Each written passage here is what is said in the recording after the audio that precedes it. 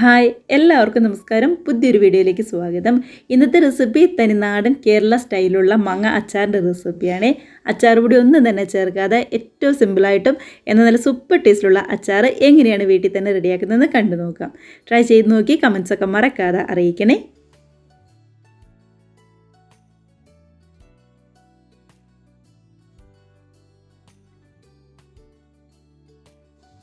നമ്മുടെ അച്ചാർ റെഡിയാക്കാനായിട്ട് ഞാനിവിടെ 1 കിലോ മാങ്ങയാണ് എടുത്തിരിക്കുന്നത്. ഇതിപ്പോൾ അത്യാവശ്യം നല്ല പുളിയുള്ള മാങ്ങ കേട്ടോ. ഇതേപോലെ ചെറുതായിട്ട് കട്ട് ചെയ്തെടുത്തിട്ടുണ്ട്.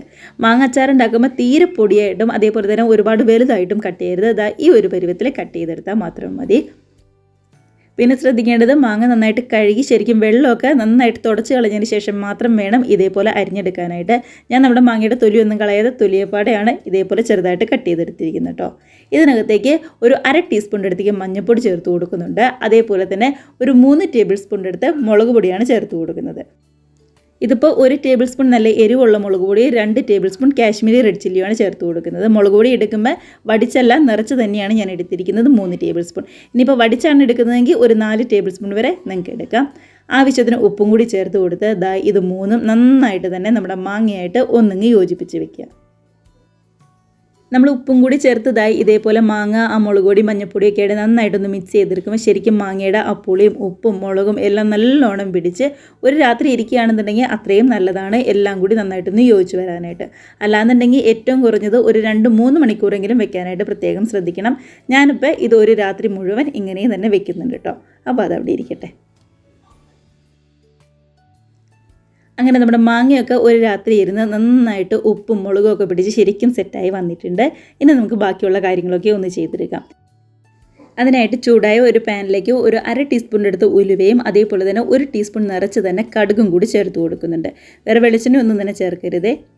നന്നായിട്ട് ഉലുവയും കടുകും ഒക്കെ ഇങ്ങ് ചൂടായിട്ട് വരുമ്പോൾ കടുക് നല്ലോണം ഇങ്ങ് പൊട്ടാനായിട്ട് തുടങ്ങും. കണ്ടതായി ഇതേപോലെ കടുകൊക്കെ ആണെന്നുണ്ടെങ്കിൽ നന്നായിട്ട് ഇങ്ങ് പൊട്ടി വന്നിട്ടുണ്ട്. അപ്പോൾ ഈ സമയം ഗ്യാസ് ഓഫ് ചെയ്തിട്ട് നമുക്ക് ഈ ഉലുവയും കടുകും വേറൊരു പാത്രത്തിലേക്ക് അങ്ങ് മാറ്റി കൊടുക്കാം. ഒരുപാട് കരിഞ്ഞൊന്നും പോകരുത് കേട്ടോ. അതിനുശേഷം ചൂടാറി കഴിയുമ്പോൾ നമ്മുടെ ഉള്ളിക്കല്ലിൽ വെച്ച് പതുക്കെ നന്നായിട്ട് തന്നെ ഒന്നിങ്ങ് ചതച്ചെടുക്കാം.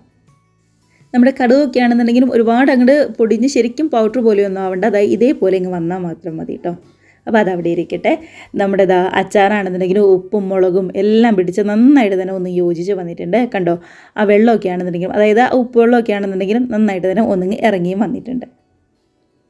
ഇപ്പോൾ കാണുമ്പോൾ തന്നെയാണെങ്കിൽ നിങ്ങൾക്ക് അറിയാൻ പറ്റുമല്ലോ. അപ്പോൾ നല്ല എരിവുള്ള മുളക് പൊടിയാണെന്നുണ്ടെങ്കിൽ ഒന്ന് നോക്കിയിട്ട് വേണം ചേർക്കാനായിട്ട്. ഇനി നമുക്ക് നേരെ അച്ചാറുണ്ടാക്കാനായിട്ട് തുടങ്ങാം.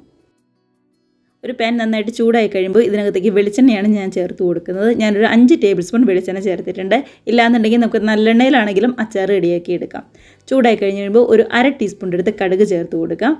കടുകൊക്കെ നന്നായിട്ട് പൊട്ടി വരുമ്പോൾ ഇതിനകത്തേക്ക് വെളുത്തുള്ളി ചെറുതായിട്ട് കട്ട് ചെയ്തും കൂടി ചേർത്ത് കൊടുക്കാം.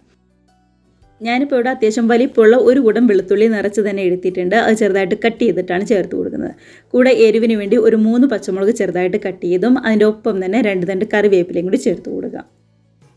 ഗ്യാസ് ഒരു മീഡിയം ഫ്ലെയിമിലാക്കി ആ വെളുത്തുള്ളിയുടെ പച്ചമണമൊക്കെ പതുക്കെ ഒന്നിങ്ങ് മാറി വരുന്നവരെ ഇളക്കി കൊടുക്കാം. ഒരുപാട് നേരമൊന്നും വേണ്ട കേട്ടോ. പതുക്കെ ആ വെളുത്തുള്ളിയുടെ കളറൊക്കെ ഒന്നിങ്ങ് മാറി വരുന്നവരെ മാത്രം മതി. കണ്ടത് ആ വെളുത്തുള്ളിയുടെയൊക്കെ ആണെന്നുണ്ടെങ്കിലും കളർ നന്നായിട്ടൊന്ന് മാറി വന്നിട്ടുണ്ട്. ഈ സമയം ഗ്യാസ് ഏറ്റവും ലോ ഫ്ലെയിമിലാക്കിയിട്ട് നമ്മൾ റെഡിയാക്കി വെച്ചിരിക്കുന്ന അച്ചാറിൻ്റെ മിക്സും കൂടി ഇതിനകത്തേക്ക് അങ്ങ് ചേർത്ത് കൊടുക്കുകയാണ്. നമ്മുടെ മാങ്ങയുടെ മിക്സ്. അതിൻ്റെ ഒപ്പം തന്നെ കായത്തിൻ്റെ പൊടിയാണ് ചേർത്ത് കൊടുക്കുന്നത്. ഞാനിപ്പോൾ ഇവിടെ ഏറ്റവും കുറച്ച് മാത്രമേ കായത്തിൻ്റെ പൊടി ചേർത്തിട്ടുള്ളൂ. ഏറ്റവും കുറഞ്ഞത് 1 ടീസ്പൂണെങ്കിലും കായത്തിൻ്റെ പൊടി ചേർക്കണം കേട്ടോ. ഞാൻ ലാസ്റ്റ് നോക്കിയപ്പോൾ കുറച്ച് കുറവായിരുന്നു. അതുകൊണ്ട് ഞാൻ കുറച്ചും കൂടി ചേർത്ത് കൊടുത്തിട്ടുണ്ടായിരുന്നേ. അതിനുശേഷം നമ്മൾ പൊടിച്ചു വെച്ചിരിക്കുന്ന ഉലുവയുടെയും അതേപോലെ തന്നെ കടുകിൻ്റെ ആ മിക്സ് ഉണ്ടല്ലോ അതിൻ്റെ ഒരു 1/4 ഭാഗം അങ്ങ് ചേർത്ത് കൊടുക്കുന്നുണ്ട് ഈ സമയത്ത്. അതിനുശേഷം ഒന്ന് നോക്കിയിട്ട് മാത്രം ബാക്കിയും കൂടി ചേർത്ത് കൊടുത്താൽ മതി കേട്ടോ. അപ്പോൾ ഈ സമയത്തൊക്കെയും ഗ്യാസ് ഏറ്റവും ലോ ഫ്ലെയിമിലാണ് വെച്ചിരിക്കുന്നത്. എല്ലാം കൂടി നന്നായിട്ടൊന്ന് മിക്സ് ആയി കഴിയുമ്പോൾ നമുക്ക് ഗ്യാസ് അങ്ങ് ഓഫ് ചെയ്യാം.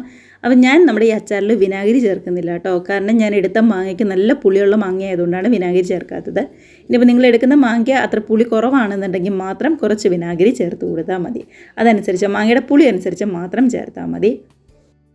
അതിനുശേഷം ഗ്യാസ് ഓഫ് ചെയ്ത് ഏറ്റവും ലാസ്റ്റ് ഒന്ന് നോക്കുക എന്തെങ്കിലും കുറവുണ്ടോ എന്ന്. ഉപ്പ് കുറവാണെങ്കിൽ ഉപ്പ് ചേർത്ത് കൊടുക്കണം. അതേപോലെ തന്നെ കായം കുറവാണെന്നുണ്ടെങ്കിൽ കുറച്ചും കൂടി കായമൊക്കെ ചേർത്ത് കൊടുക്കണം കേട്ടോ.